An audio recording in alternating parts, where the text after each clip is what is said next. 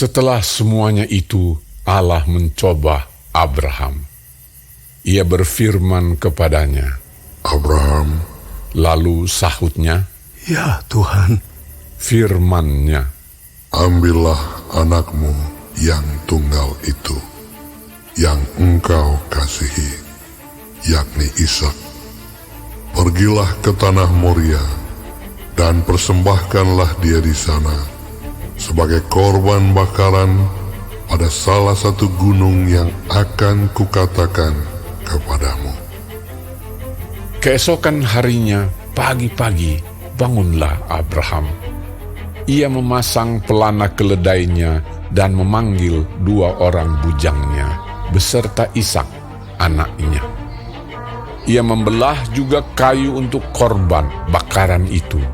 Lalu berangkatlah ia dan pergi ke tempat yang dikatakan Allah kepadanya.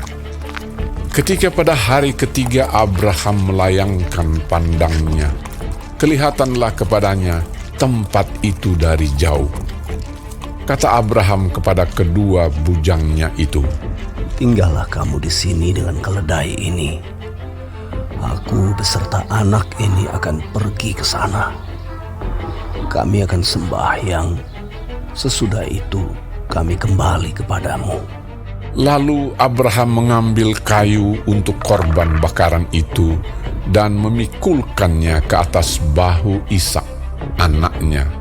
Sedang di tangannya dibawanya api dan pisau.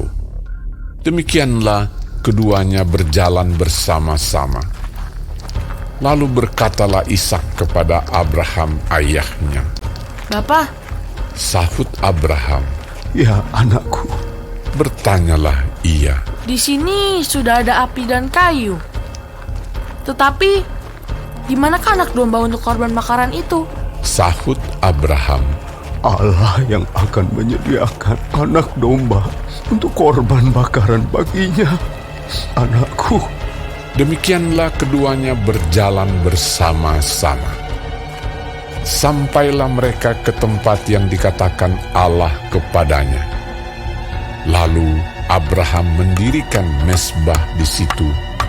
Disusunnyalah kayu, diikatnya Ishak, anaknya itu, dan diletakkannya di mezbah itu di atas kayu api.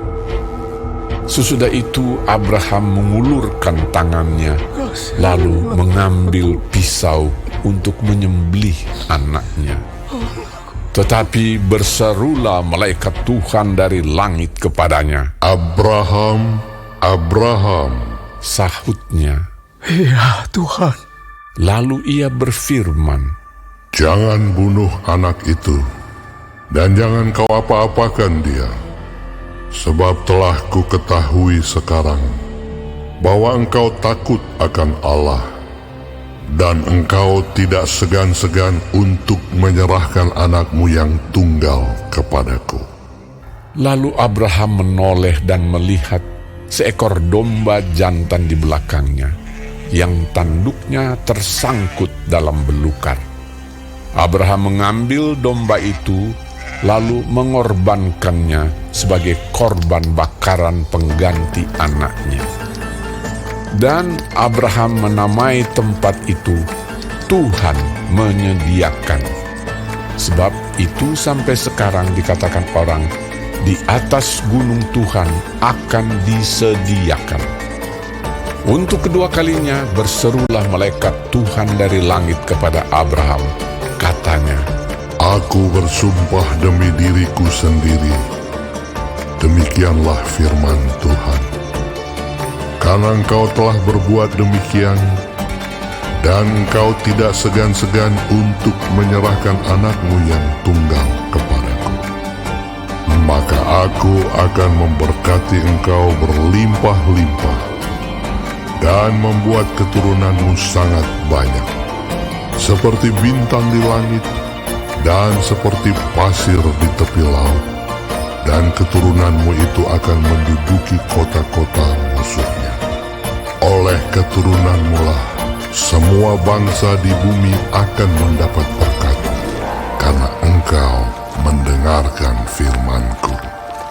Kemudian kembalilah Abraham kepada kedua bujangnya, dan mereka bersama-sama berangkat ke Beersheba, dan Abraham tinggal di Beersheba. Sesudah itu Abraham mendapat kabar, Juga Milka telah melahirkan anak-anak lelaki bagi Nahor, saudaramu. Us anak sulung, dan Bus adiknya, dan Kemuel ayah Aram. Juga Keset, Haso, Pildas, Yitlaf, dan Bituel. dan Betuel memperanakan Ribka. Kedelapan orang inilah dilahirkan Milka bagi Nahor, saudara Abraham itu. Dan gundik Nahor yang namanya Reuma melahirkan anak juga, yakni Tebah, Gaham, Tahash, dan Maak.